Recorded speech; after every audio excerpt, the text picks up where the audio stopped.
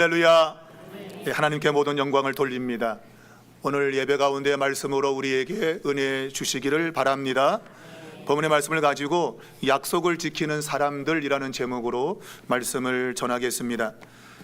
미국 일리노이 주에 휘튼 칼리지라는 대학이 있는데, 이 대학은 전도자의 하버드라고 알려져 있습니다. 곧 복음에 헌신하는 사람들이 가는 최고의 대학교라는 말입니다. 이 학교의 표어가 For Christ and His Kingdom이라는 표어입니다. 그리스도와 그의 나라를 위하여라는 것인데, 이러한 표어에 걸맞게 이 학교에서 위대한 사람들이 많이 배출되었습니다. 가장 유명한 사람은 빌리 그레엄 목사님입니다. 이 목사님은 전 세계적으로 한 22억 명 정도에게 복음을 전했다 그래요. 작년인가 돌아가셨죠. 아주 위대한 설교자였습니다. 그리고 젊은 나이에 오지에 가서 선교하다가 순교당한 짐 엘리엇이라고 하는 선교사도 바로 이 휘튼 칼리지 출신입니다. 복음에 헌신된 사람들이 가는 최고의 대학입니다. 자, 이 대학은 입학할 때에 책임 선언문에 서명을 합니다. 내가 그리스도인으로서 바른 삶을 살겠다고 하는 결단을 서명하는 겁니다. 그 가운데 술을 마시지 않겠다는 그런 맹세가 들어 있습니다. 그래서 이 학교는 음주와 마약이 없는 대학으로도 알려져 있습니다. 어느 여름에 이 휘튼 칼리지의 연구 그룹이 영국의 옥스퍼드 대학에 교류차 이제 가게 됐는데, 그 리셉션에 참여했는데 그 장소에 큰 테이블에 적 포도주가 쫙 놓여 있었어요. 빨간 포도주가 나 좀 마셔줘, 나 좀 마셔줘 하면서 그냥 쫙 놓여 있는 거예요. 적어도 예의가 바른 사람이라고 한다면 초대한 사람의 성의를 무시할 수 없어서 그 포도주를 당연히 마십니다. 그런데 이 휘튼 칼리지 학생들은 마실 수가 없지요. 왜냐하면 자신들이 그 대학을 들어갈 때 나는 술을 마시지 않겠다고 하는 그 내용에 서약했기 때문이에요. 여러분과 저 같으면 어떻게, 저도 그런 경험이 있죠.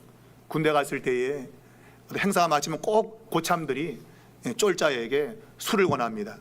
코에 들이밀면서 마셔라. 믿는 사람으로서 마셔야 될까 말아야 될까, 그런 고민이 항상 있죠. 오늘 그와 같은 상황이 오늘 본문의 상황입니다. 성경의 본문에는 레갑 족속이라고 하는 이 자손들에게 하나님이 예레미야를 통해서 그들의 집에 가서 그들을 데려다가 성전 한 방에 모아놓고 거기서 포도주를 마시게 하라. 똑같은 상황이에요. 테이블에 포도주가 아주 가득 놓여 있고 거기 잔이 놓여 있다고 성경이 말하고 있습니다.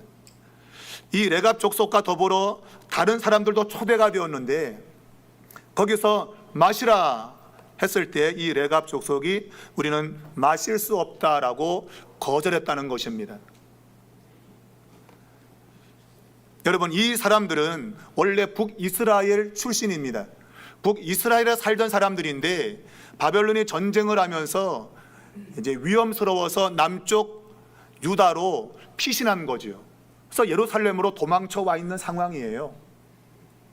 그런 상황 가운데 이제 이 예레미야를 통해서 술을 마셔라 라는 그런 말을 듣게 된 것입니다. 그들은 유목민이었습니다. 조상들의 삶의 방식을 그대로 따라가는 유목민들이었습니다. 그러므로 예루살렘 이 도시의 그 아주 멋지게 보이는 세련된 문화, 포도주를 쫙 마시고 멋지게 사교하는 그러한 모임들, 그런 모임들과 자신의 삶을 비교해 보면 너무 어울리지 않죠. 마치 시골 촌놈이 서울에 와서 아주 눈이 막 그냥 껌뻑껌뻑이는 뭐 그런 상황인 거예요. 그들은 아브라함과 이삭과 야곱이 장막을 치고 살았던 그 삶의 방식을 그대로 유지하고 있었습니다. 그들의 삶은 당시의 문화를 역행하는 그러한 삶이었습니다. 그러니까 대중적인 삶이 아닌 거죠. 남들은 다 술 마시고 다 기쁘게 노는 그러한 삶인데 이 사람들은 그런 걸 하지 않은 거예요. 술을 마시지 않고, 본문에는 그들은 집도 짓지 않고, 그리고 포도원도 가지지 않았다. 파종도 하지 않고 단지 목축을 하면서 유목 생활을 하고 있었다고 말하고 있습니다. 자, 그들이 얼마든지 술을 마실 수 있는 그러한 상황이었음을 성경은 우리에게 말합니다. 왜냐하면 그들이 갔더니 이미 포도주가 쫙 놓여 있는 거예요. 그럼 우리는 이왕 가져왔으니 이왕 있는 거니 하고 마실 수 있겠죠. 없다면 야, 없는데 뭘 가져와 이럴 수 있는데 이왕 있는 거니 하고 마실 수 있단 말이에요. 또 그들만 온 게 아니고 다른 사람도 같이 와 있다는 거예요. 그러면 다른 사람들은 다 마신다 이거 술을. 그러면 너도 마시니 나도 마셔도 되겠다 하고 마실 수 있는 상황일 수 있는 거죠. 그리고 중요한 것은 선지자가 초대한 거 아닙니까? 하나님의 사람인 선지자가 초대해서 그들에게 술을 권하고 있으니 아, 하나님의 뜻인가 보다 라고 생각하고 마실 수 있단 말이에요. 그런데 그들은 술을 마시지 않았다. 왜냐하면 그것은 그들이 200년 넘게 지켜온 그들 가족의 삶의 모습이었던 거죠. 그의 선조 요나답이라는 사람이 자기 후손들에게 너희는 영원히 포도주를 마시지 마라. 집도 짓지 말고 파종도 하지 말고 포도원도 가지지 말라. 그러면 너희가 사는 그 땅에서 너희가 오래 살 거다. 그렇게 말하고 죽은 거예요. 그 말을 자그마치 200년 넘게 지켜오고 있는 겁니다. 촌놈이 서울에 와서 뭐하고 살까 궁금하잖아요. 그럼 니네는 어떻게 사냐? 어떻게 살 건데? 아마 그런 생각을 가졌을 줄 알고 그들이 이렇게 답을 합니다. 11절에 보면 그러나 바벨론의 느부갓네살 왕이 이 땅에 올라왔을 때에 우리가 말하기를 갈대아인의 군대와 수리아인의 군대를 피하여 예루살렘으로 가자 하고 우리가 예루살렘에 살았다라고 답을 하고 있어요. 여기서 예루살렘으로 가자라는 이 동사, 간다는 동사가 미완료 동사입니다. 그리고 예루살렘에서 살았다라고 하는 것이 미완료 동사예요. 미완료라고 하는 것은 지금 뭔가 확정되지 않았다 그 얘기예요. 그러니까 우리는 예루살렘에 영원히 살기 위해서 온 것이 아니라는 거예요. 우리는 잠시 여기 왔다가 우리는 돌아갈 거야. 그렇게 말하고 있는 거예요. 그러니까 사람들은 너희 여기서 살려면 힘들 텐데 촌놈이 서울서 살려면 힘들걸? 그런 생각 가지는데 그럴 줄 알고 야, 우리는 여기 머물러 살려고 온 게 아니야. 잠시 전쟁을 피해서 우리는 이곳에 와 있는 거다. 전쟁이 끝나면 우리는 돌아갈 거야. 그리고 원래 우리가 살기에 익숙한 그런 삶을 살 거야. 그런 얘기예요. 여러분, 이 사람들은 북이스라엘의 그 상황 속에서 이러한 결심을 하게 된 겁니다. 무슨 말인가 하면 그의 선조인 요나답이라는 사람은 북이스라엘이 가장 타락했던 시대, 아하방 시대거든요. 이 아하방 시대에 우상 숭배하고 그리고 막 술 마시고 막 그냥 타락하는 그런 시대에 자신의 선조 요나답이 야, 이렇게 술 마시고 흥청망청거리면 나라가 망하는구나. 그래서 그런 것들을 하지 않도록 당시에 예후라는 사람이 아합 가문을 멸절시킬 때에 거기에 합세한 사람이에요. 저는 아합이라는 저 사람은 백성을 망가뜨리는 사람이다. 죽여야 된다. 그래가지고 예후 장군과 함께 손을 잡고 북이스라엘의 개혁을 이룬 사람이에요. 그 자신의 조상이 후손들에게 술 마시면 안 된다. 술 마시면 망한다.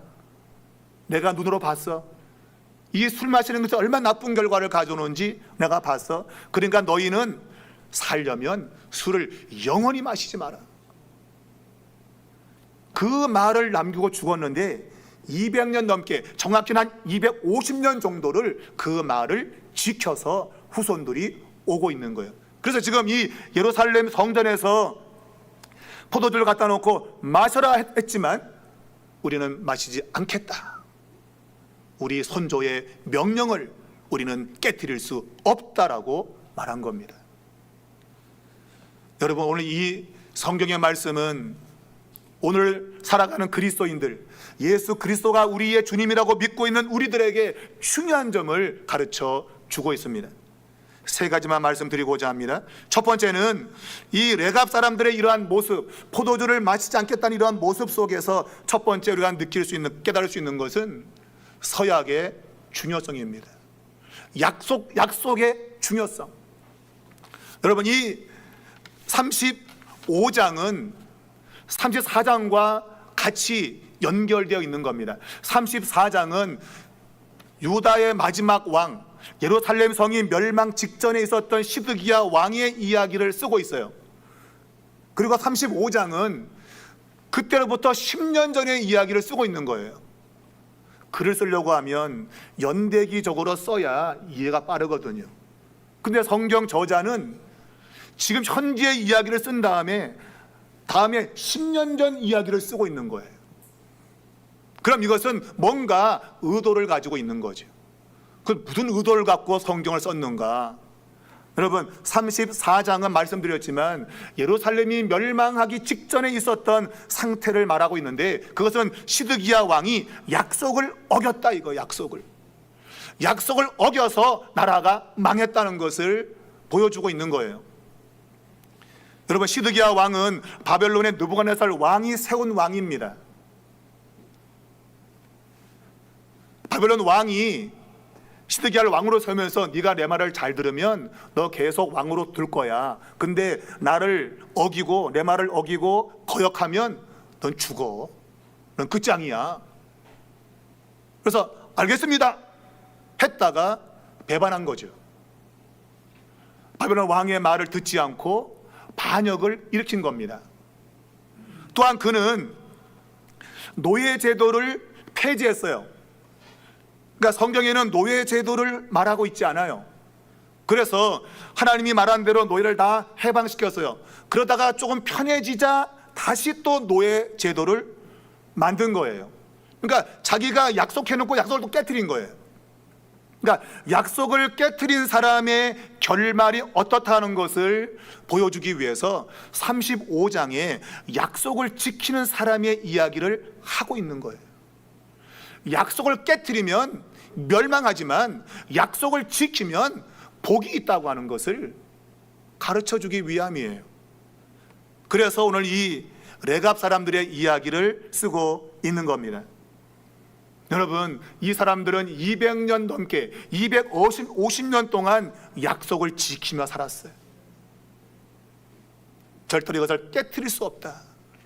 약속의 중요성을 그들이 알고 있었던 겁니다.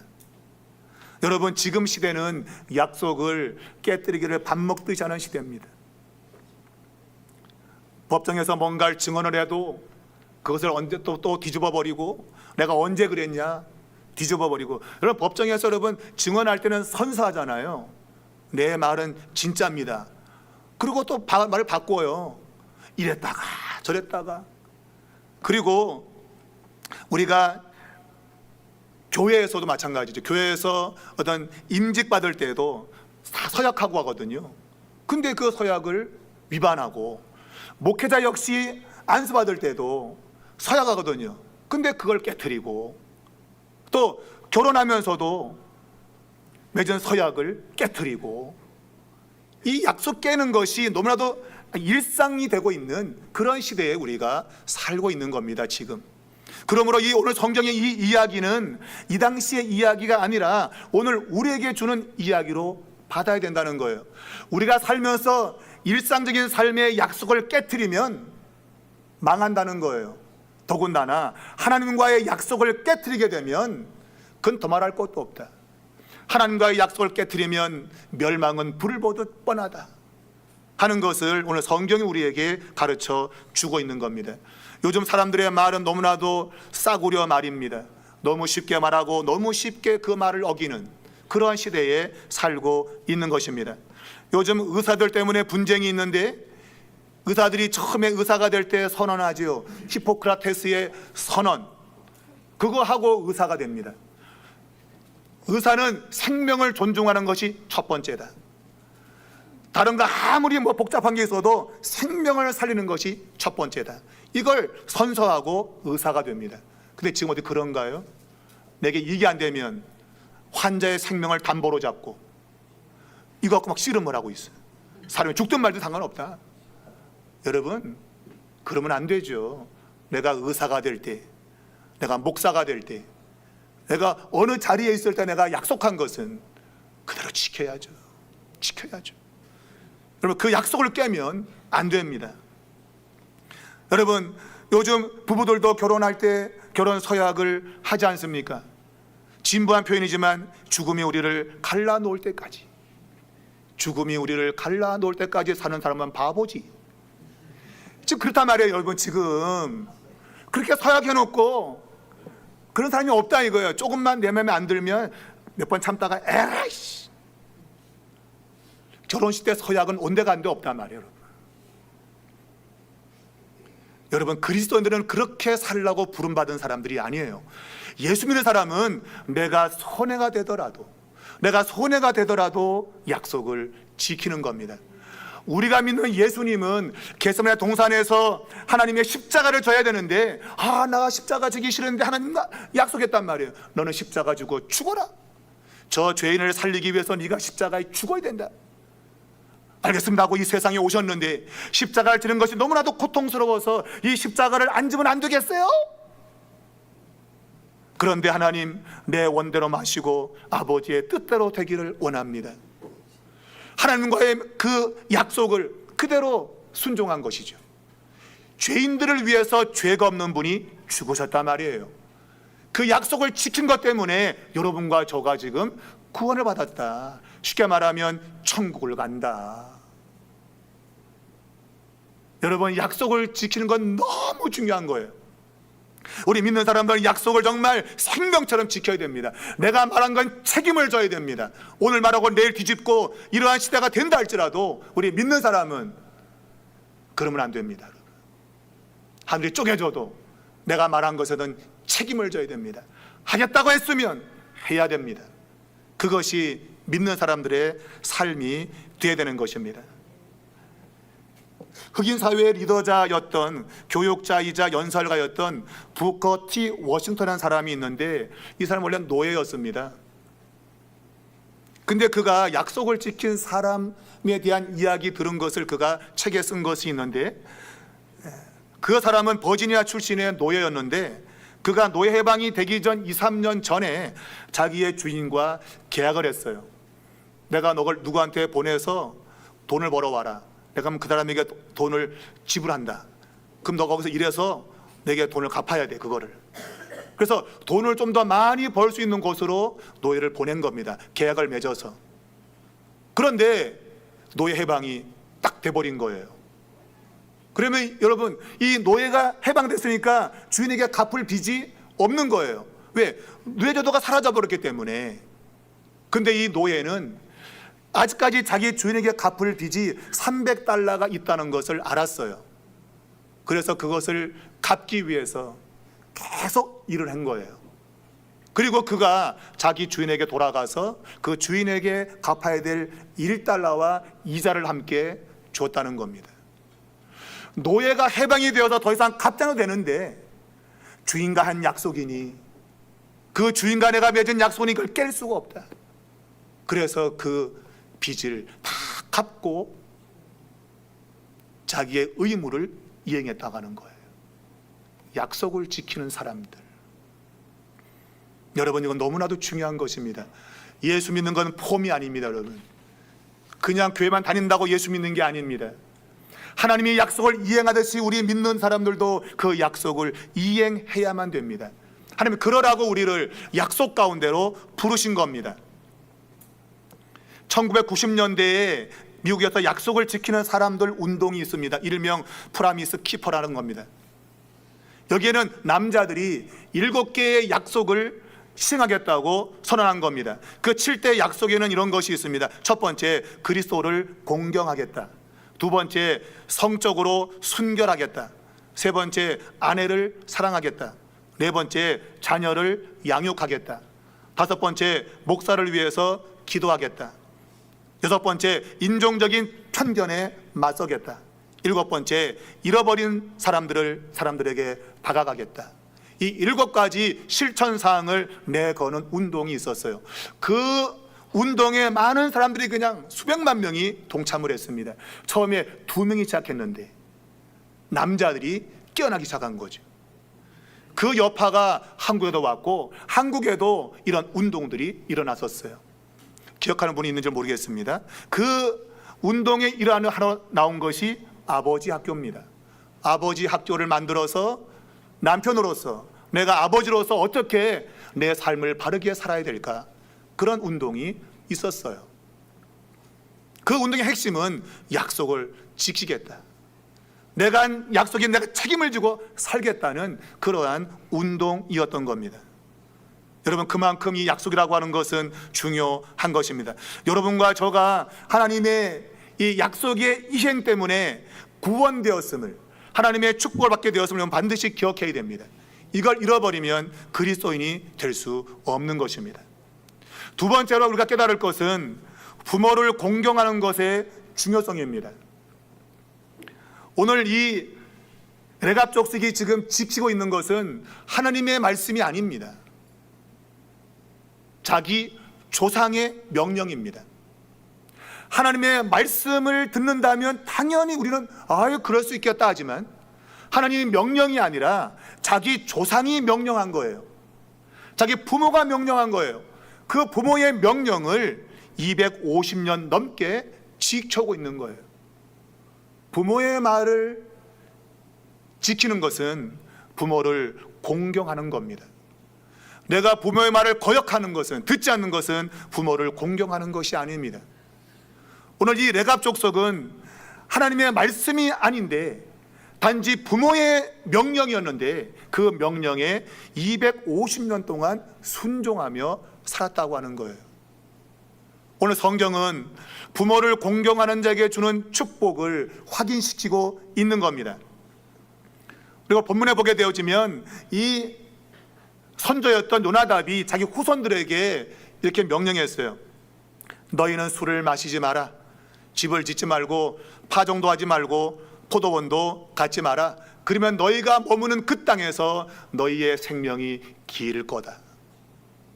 이 명령은 10계명 가운데 5계명인 내 부모를 공경하라, 그리하면 내가 네 땅에서 장수할 것이다, 이것과 똑같은 문장입니다. 하나님은 하나님의 계명을 지키는 자에게 복을 주십니다. 오늘 그것을 특별하게 부모 공경에 초점을 두고 있는 겁니다. 너가 부모를 잘 섬기면 내가 너에게 복을 줄 것이다. 오늘 성경 18절과 19절을 보면 하나님이 이 레갑 족속에게 복을 주겠다는 약속하셨는데 그 약속이 이루어진 것을 성경에 담고 있습니다. 느헤미야 3장을 보면 이스라엘 백성들이 나라가 망해서 바벨론의 포로로 끌려갔습니다. 그때 이 예루살렘 이 성은 다 무너졌습니다. 불타버렸습니다. 하나님이 느헤미야에게 마음의 감동을 주어서 저 무너진 성을 다시 세워라. 그래서 바벨론에서 파송되어서 예루살렘 성을 다시 중건하기 시작했습니다. 이 느헤미야 3장을 보면 그 성을 건축한 사람의 이름이 등장하는데 거기에 우리의 눈에 띄는 사람이 한 명 나옵니다. 바로 레갑 사람 말기야라는 사람입니다.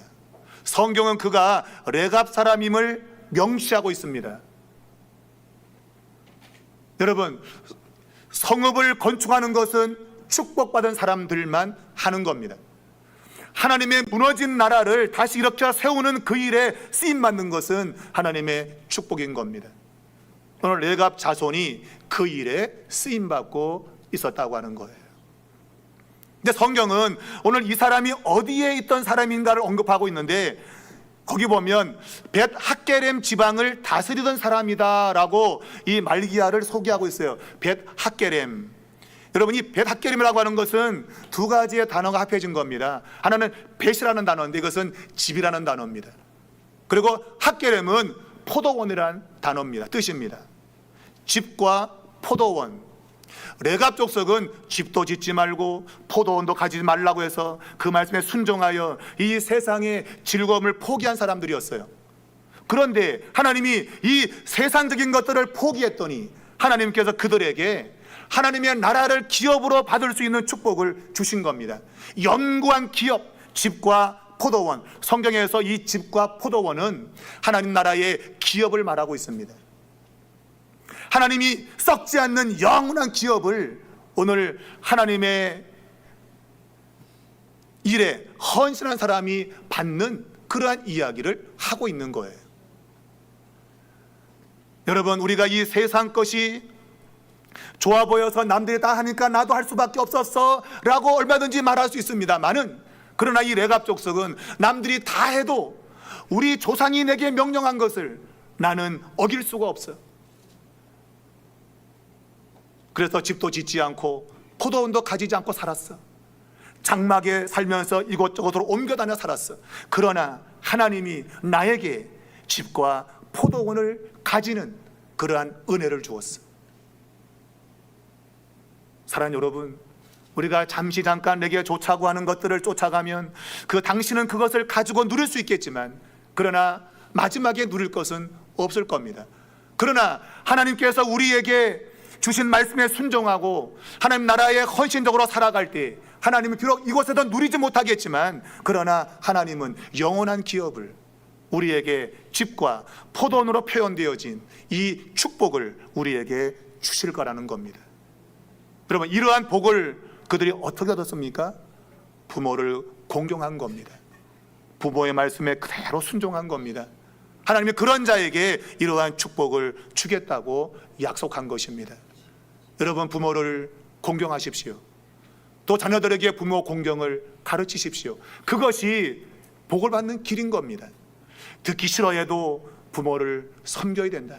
그것이 성경이 약속하고 있는 것이니 그대로 따르라고 가르쳐야 됩니다. 여러분, 우리 삼일교회 우리 아이들이 부모를 공경하여 하나님의 복 받는 그런 역사가 있기를 축복합니다. 세 번째는 자유의 올바른 사용의 중요성입니다. 예레미야가 오늘 이 레갑 족속에 대한 칭찬을 하고 있는데, 이것은 그들의 신실한 것에 대해서 칭찬한 겁니다. 야, 이 사람들 250년 넘게 약속을 지키고 있네. 참 신실하다. 이것에 대한 칭찬입니다. 그러나 더 따져본다고 한다면 최소한의 그들이 지킨 것도 거기 담겨 있는 거죠. 무슨 말입니까? 술을 마시지 않은 것. 이 술 마시지 않은 것이 하나의 모델이 되고 있는 거예요. 여러분, 술이 나쁜 겁니까? 술이 나쁜 건 아닙니다, 여러분. 시편 104편 15절은 이 술이 사람의 마음을 기쁘게 한다고 되어 있습니다. 또 예수님은 가나 혼인잔치에서 항아리의 물을 포도주로 만드셨습니다. 그리고 그들에게 기쁨을 주었습니다. 바울은 자기의 젊은 제자인 디모데에게 소화불량에 시달릴 때에 포도주를 조금씩 쓰라고 했습니다. 술은 나쁜 것이 아닙니다. 때로는 질병을 치유하는 것에도 사용되곤 합니다. 19세기에 영국에 금주운동이 있었는데 그 금주운동의 이름이 레카바이츠라는 이름입니다. 레카바이츠, 이게 이제 영어식으로 부른 건데 우리말로 하면 레갑입니다. 레갑. 그러니까 성경에 레갑 족속이 금주했던 것을 그대로 가져와서 영국이 타락하고 피폐한 것이 술 마셨기 때문이다. 그래서 금주를 하자라는 운동을 하면서 그 이름을 레카바이츠, 레갑 족속으로 붙인 겁니다. 의미가 있는 거죠. 여러분, 왜 레갑 족속을 들어서 금주 운동을 해야 됐는가? 이것은 술은 나쁜 건 아니지만, 그러나 술이 지나치게 되면 해를 가져오게 되고, 또한 술을 마시는 걸 하지 않고 내가 조금 더 주님의 일에 헌신할 수 있는 길이 있기 때문입니다. 내가 아무리 좋은 거라도 그것이 주님에 대한 헌신을 방해한다면 하지 않아야 되는 거죠. 내가 지금 술 한잔 맞아서 기분이 알딸딸해서 아우 좋다, 그럼 마시세요. 여러분, 알딸딸해 좋다 마시세요. 그런데 그러한 시간들이 주님께 헌신을 방해한다면 하지 않는 거죠. 그게 우리의 자유입니다. 우리 그리스도인들은 뭘 하지 마! 이게 아니라 내가 그거 할 수도 있어. 그러나 내가 안 해. 왜냐하면 주님께 나는 헌신해야 되기 때문이야. 그런 의미에서 술을 마시지 않는 거죠, 여러분. 물론 성경은 술에 취하는 것을 명백히 금지하고 있습니다. 술 취하지 마라. 이런 방탕한 것이다. 여러분, 술을 취하지 않을 정도로 마시면 됩니다. 그러나 여러분, 제가 말했잖아요. 그렇게 내게 좀 좋은 거라도 주님께 대한 헌신이 지장받으면 안 마시는 거죠. 안 마시는 겁니다. 도리어 성경에 말한 대로 성령 충만을 받기를 힘쓰는 거죠. 그럼 내가 내 기분 좋다고 한 잔 마시고 알딸딸해, 교회 가서 내가 기도해야지, 그게 됩니까? 그게 안 된다. 안 된다. 그럼 술 마시지 말고 교회 와서 기도하라. 하나님께 성령 충만을 받으라. 그래서 주님의 일에 헌신적으로 살라. 이게 성경의 가르침입니다. 내게 아무리 좋은 걸 알지라도 우리는 그것을 하지 않을 자유가 있는 거예요. 무엇 때문에? 주님께 대한 헌신 때문에. 이런 방식으로 살면 우리의 삶에 거리낌이 없죠, 여러분. 근데 무조건 술 마시지 마! 이러면 더 마신다니까. 가서 몰래 숨어서 마시잖아요. 그럼 안 마신 것처럼 하고 그러면서 시간을 다 보내는 거죠, 여러분. 우리는 그렇게 낭비할 시간이 없습니다. 우리 인생 그렇게 긴 거 아닙니다, 여러분. 주님을 위해서 살 날이 많지 않습니다. 여러분에게 주어진 자유를 여러분 자신을 위해 쓰지 말고 주를 위해 쓰시기 바랍니다. 그것이 성경이 우리에게 말하는 것입니다. 여러분, 술 취하는 것은 성경이 금하고 있습니다. 고린도 교회에게 술 취하는 자들이 있느냐? 사귀지 말라. 그들을 멀리하라고 했어요. 장로를 세울 때는 술을 많이 마시지 않는 사람을 세워야 된다고 말합니다. 술을 많이 마시는 사람은 절대로 장로가 되면 안 된다고 성경이 금지하고 있습니다. 여러분, 성령이 충만한 사람, 이런 사람이 하나님의 일을 하는 것입니다. 화면 좀 띄워주기 바랍니다. 제가 이 술과 성령의 연관성을 제가 사전을 통해서 말씀을 드릴게요. 자, 이거 보면 마지막에 빨간 줄 근거 있죠? 스피릿, 이게 영입니다. 그래서 홀리 스피릿 그러면 거룩한 영, 성령입니다. 우리는 성령이 충만해야 됩니다. 그런데 여기 사진을 보면 어디 갔어? 빨간 거. 여기 10번 있죠? 10번 아래 밑줄 친 거. 종종 복수로 알코올, 화주, 독한 술. 스피릿이 바로 저거예요. 스피릿이 뭔가 하면 독한 술이에요. 그러니까 성령이 충만한 것과 독한 술에 충만해진 건 같은 거예요. 그래서 그 현상이 똑같아. 그래서 오순절날 성령이 충만한 자들이 막 방언으로 막 하니까 술 취했구만. 왜? 그 모습이 꼭 술 취한 사람의 모습이었다 이거예요. 우리는 술 마시고 해롱해롱 하지 말고 성령에 취해 살아야 된다. 성령에 취해서. 그러니까 성령은 우리로 하여금 하나님의 일에 헌신하게 만든다 이거예요. 그러나 그게 아니고 그냥 술을 마시면 나 좋자고 사는 거죠. 나 좋자고. 여러분, 우리는 그럴 수 없다. 하나님의 일을 하라고 부른 우리는 하나님을 위해서 나의 자유를 제한해야 된다. 이것이 성경의 가르침인 겁니다. 여러분, 성령으로 충만하기 바랍니다. 여러분, 그렇다고 여러분 술 마시는 사람 정죄하지 마십시오. 판단하면 안 됩니다. 여러분, 판단은 금물이라. 왜냐하면 로마서 14장 13절 이하에 하나님의 나라는 먹는 것과 마시는 것이 아니요 오직 성령 안에 있는 의와 평강과 희락이라. 너 술 마시니까 너 신앙 없지? 이거 아니라 이거예요. 그거 판단하지 말라 이거예요. 오직 성령 안에서 의와 평강과 기쁨을 누려야지. 남을 그냥 판단하면서 너 그런 놈이야 이러면 내 안에 평강이 사라진다. 우린 그렇다고 하면 안 된다 이거예요, 여러분. 우리는 성령 충만하여 하나님의 의와 평강과 희락을 누리며 사는 그런 삶이 돼야 된다는 말입니다. 마지막으로 결론을 내자면 가장 중요한 메시지가 뭔가 35장에서 다른 거 아닙니다. 레갑 족속을 든 이유는 그들이 약속을 지킨 것은 그들이 말을 잘 들었기 때문이다. 선조의 말을 귀담아 들었다. 그러면서 근데 내 백성은 내 말에 귀를 기울이지 않는다. 그 얘기입니다, 여러분. 레갑 족속은 자신들의 부모의 말에 귀를 기울였는데 내 백성은 내 말에 귀를 기울이지 않는구나. 250년 전에 자기의 선조가 한 말을 250년 동안 지켜왔는데 나는 끊임없이 말했는데 오늘도 말하고 내일도 말하고 모레도 말할 거고 앞으로 급히도 말할 건데 내 백성은 내 말에 관심이 없더라, 그 얘기예요. 여러분은 하나님 말씀에 관심이 있으십니까? 하나님 말씀을 듣기를 열망하시고 있습니까? 이것이 오늘 우리의 모습을 비춰야 된다, 그 얘기입니다. 하나님은 이스라엘 백성들을 끊임없이 불렀습니다.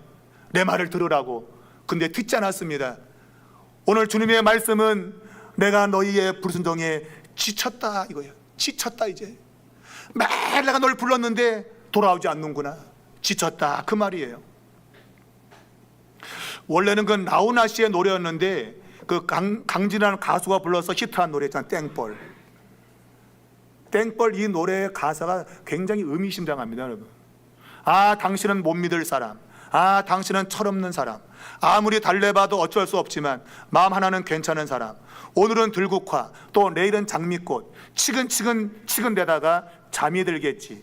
난 이제 지쳐서야 땡벌 땡벌. 기다리다 지쳐서야 땡벌 땡벌. 무슨 말이에요? 땡벌이 오늘은 들국화, 내일은 장미꽃 왔다 갔다 쫓아다니다가 치근치근대다가 와야 되는데 안 온다, 이거야. 내 사랑하는 사람이 오늘 여기 가서 기웃거리고 저기 기웃거리다가 안 온다, 이거야. 안 온다, 이거야. 그래서 기다리다 지쳤어요. 기다리다 지쳤어요. 이 모습이 하나님의 모습과 똑같다는 거예요. 돌아와 돌아와 외쳐도 돌아오지 않는 거예요. 그래서 이제 지쳤어요. 하나님이 지쳤다는 거예요. 그래서 심판할 수밖에 없다. 그 노래의 마지막 2절 끝에 이런 말이 있어요. 당신을 사랑해요 땡벌 땡벌. 당신을 좋아해요 땡벌 땡벌. 밉지만 당신을 너무너무 사랑해. 돌아오지 않지만 당신을 사랑해. 하나님이 지금도 내게 돌아오라고 사람들에게 외치고 있는데 돌아오지 않아요. 기다리다 지쳤어요. 그렇지만 나는 당신을 그래도 사랑해요. 사랑해요. 밉지만 그래도 너무너무 사랑해요. 하나님의 모습이 여러분 느껴지지 않습니까? 여러분과 저가 말씀에 순종하자고 내 멋대로 가도 여전히 하나님은 그래도 너를 사랑한다, 너를 사랑한다고 말하는. 여러분, 하나님 백성의 가장 큰 문제점은 잘 듣지 않는다는 거예요. 들어야 됩니다. 귀담아 들으십시오. 말씀을 귀담아 들어야 사는 겁니다, 여러분. 마지막 하나만 더 떼어주세요. 요 그림은 굉장히 유명한 그림인데 개가 죽은 개에다가 이렇게 머리를 쳐박고 있는 그림이에요. 여기 보면 His Master's Voice라고 돼 있어요. 그의 주인의 목소리예요. 요 개 이름이 뭔가 하면 니퍼라는 개인데 이게 1884년에 그 영국의 그 극장의 화가가 떠도는 개 한 마리를 데리고 왔어요. 자기 집에 불쌍해가지고. 근데 이 개가 이게 사람을 보면 그냥 이게 발꿈치를 물어요. 이렇게 그냥 이게 물어요. 그래서 이름을 니퍼라고 지은 거예요. 니퍼는 이렇게 깨물다는 뜻이에요. 여러분 그 전선 자르는 거 있죠. 니빠라지 니빠. 그 니퍼예요, 니퍼. 그게. 그러니까 이게 막 깨무는 겁니다. 그래서 그 이름을 니퍼라고 지었는데 이 개를 데리고 나서 이 그 주인이 3년 만에 죽었어요. 그래서 그 동생도 똑같이 화가인데 이 개를 자기 집에 데리고 왔어요. 근데 그림 그릴 때마다 저 총기를 틀어놓고 그림을 그렸는데 이놈의 개가 저 추운 게다 머리를 잡고 쳐박고 이렇게 뭘 듣고 있는 거예요. 이렇게. 그러니까 이 화가가 생각하기를 아, 자기 죽은 주인의 목소리가 그리워서 아, 그거 들을까 해서 지금 듣는다고 생각한 거예요. 그래서 이 화가가 그 상황을 그림으로 그렸어요. 그러니까 저 개가 1890년에 노안으로 죽었거든요. 저 개가.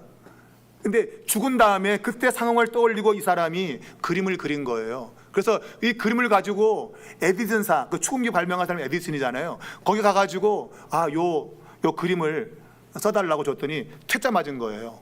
근데 요 그림을 가지고 가가지고 그 메이든가의 그라폰사라고 하는 이 회사에 가서 얘기를 했더니, 그러면 에디슨의 저 축음기 말고 우리 축음기를 배경으로 해서 그림을 그려달라. 그래서 그 회사 그림을 갖고 그린 것이 저거예요. 근데 저 그림을 이제 축음기 회사가 광고용으로 쓴 거죠. 그러면서 His master's voice, 그의 주인의 목소리. 이 뜻이 뭔가 하면 이 축음기의 음질이 너무 선명해서 마치 주인이 말하는 것 같이 들린다고 개가 귀를 기울인다 이거예요. 그러니까 자기네 축음기 사라는 광고로 사용한 거예요. 여러분, 저 개가 자기 주인의 음성을 들으려고 귀를 기울이고 있다. 귀를. 여러분의 주인은 누굽니까? 저 개도 떠도는 자기를 거두어준 주인이 죽은 걸 생각하면서 그 목소리 들으려고 축음기에다가 귀를 들이막고 주인이 말씀하세요, 말씀하세요 기르고 있는데, 여러분은 지금 여러분의 주인이 누굽니까? 여러분의 주인이 예수 그리스도 맞으십니까? 그분의 그러면 음성을 듣기 위해서 귀를 기울이십니까? 안 기울이면 뭐만도 못한 사람이 되는 거죠, 여러분. 오늘 믿는 사람들이 하나님의 말씀에 귀를 안 기울인다 말입니다. 오늘 내게 뭐라고 말씀하는지, 성경이 내게 뭐라고 말하는지 관심이 없다 이거예요. 김소월 씨의 촌이라는 그 시에 보면 불러도 대답 없는 이름이요, 산산이 부서진 이름이요, 불러도 듣지 않으니까. 하나님이 여러분이 하나님 말씀을 들을 걸 기대하면서 말씀하는데도 불구하고 딴청 피우고 못 들었다. 여러분, 하나님의 사람들은 하나님 말씀에 귀를 기울여야 됩니다. 그래야만이 약속을 지킬 수 있습니다. 하나님 말씀이 뭔가를 알아야 약속을 지키죠. 뭔지도 모르는데 어떻게 약속을 지킵니까? 여러분, 하나님 말씀을 들으려고 하는 사람이 하나님의 친구입니다. 저 개는 분명 자기를 데려온 그 주인의 친구가 분명합니다. 왜냐하면 그의 목소리를 듣고 싶어하기 때문입니다. 여러분, 하나님 말씀을 듣기 원한다면 여러분은 하나님의 친구가 틀림없습니다. 분명한 것입니다. 여러분, 이 사실을 기억하시고 하나님 말씀에 올 여름에 귀를 기울이는, 그래서 여러분 수련회 참석하시라. 참석하시라. 참석해서 내게 하나님은 뭐라고 말씀하시는가 들어보자. 참석하시라. 어쨌거나 여러분, 하나님께서 여러분을 사랑하십니다. 계속 말씀해 주십니다. 여러분의 말씀을 듣는 그 순간에 역사는 일어납니다. 여러분, 믿으시고 말씀 따라가는 그러한 신앙 되시기를 주의 이름으로 축복합니다.